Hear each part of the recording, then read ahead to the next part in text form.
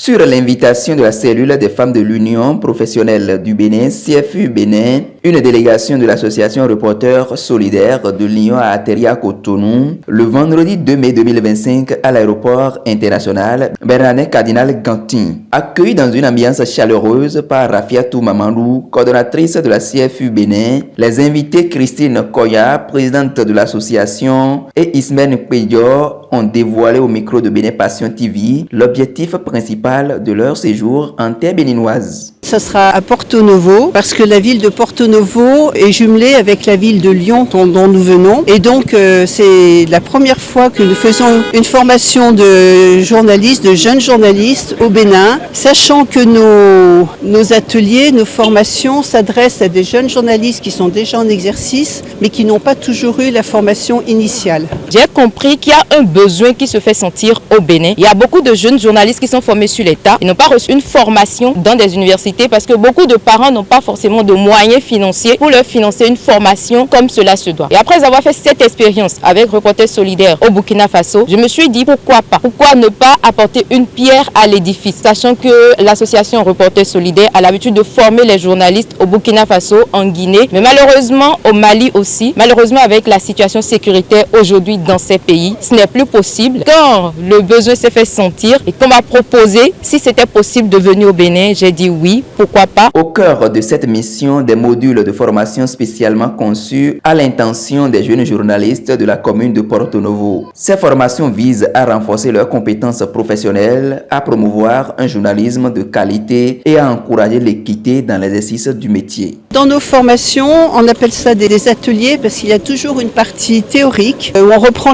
au départ les bases du métier, les genres journalistiques, etc.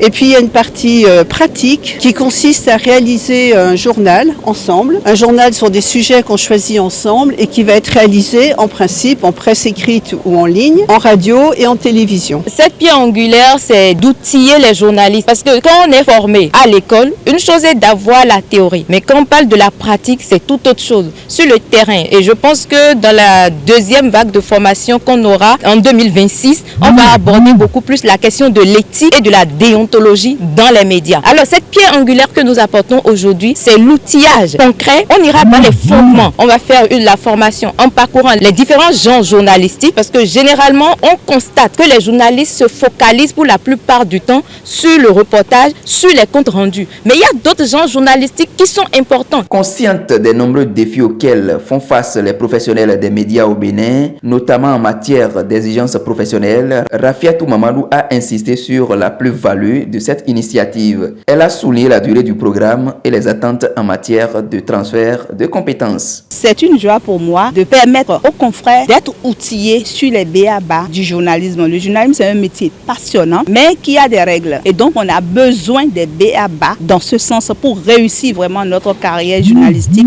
si vraiment on veut continuer dans ça. Donc, je dis merci à nos hôtes qui sont venus tout droit de Lyon et qui vont séjourner avec nous de ce jour jusqu'à 11 mai. Ça fait 10 jours. Ils vont rester avec nous pendant 10 jours. La formation va dérouler du 5 au 9 à Porto Novo. Cette visite coïncide avec la Journée internationale de la liberté de la presse. À cette occasion, les formatrices ont saisi l'opportunité pour adresser un message fort au gouvernement africain et à l'ensemble des professionnels des médias, les appelant à œuvrer pour un environnement plus favorable à la liberté d'expression, à la sécurité des journalistes et à la promotion de la vérité. Ce que je trouve dommage, c'est qu'un gouvernement, il est fort quand il reconnaît la liberté de la presse. Quand on muselle la presse, c'est un aveu de faiblesse. Et c'est peut-être ce que les gouvernements autoritaires ne comprennent pas, c'est qu'ils ont besoin de la presse pour communiquer d'une façon véridique, intelligente, nuancée, équilibrée, etc. Le fait d'accorder la liberté de la presse, de la laisser s'exercer, ça rend les gouvernements plus forts. Mais attention, la liberté de la presse, c'est pas de tout faire et de tout dire n'importe comment. Moi, je pense que la liberté de la presse entraîne une responsabilisation des médias et qu'il n'y a pas de droit sans devoir des médias. C'est très important. Il y a beaucoup d'émotions qui remontent en moi parce que j'ai vu des confrères journalistes qui ont été arrêtés. C'est très difficile de me prononcer sur cette question parce qu'il y a de l'émotion qui vient là. S'il y a une chose, un mot que je peux adresser aux journalistes en ce jour, c'est de nous remettre en cause nous-mêmes d'abord. Il ne faut pas qu'on jette toujours la pierre au gouvernement ou aux autorités. Mais en tant que journaliste, il faut qu'on se pose la question, quel est notre devoir d'abord? Parce qu'en réclamant des droits, il il faut connaître ses devoirs et fonctionner d'abord sur ses devoirs avant de réclamer les droits. Si j'ai un appel à lancer aux confrères, aux consoeurs en ce jour, c'est juste qu'on puisse faire un examen de conscience. Les regards sont désormais tournés vers le déroulement de ce renforcement de connaissances à l'hôtel Tour Eiffel de Porto Novo le lundi 5 mai 2025.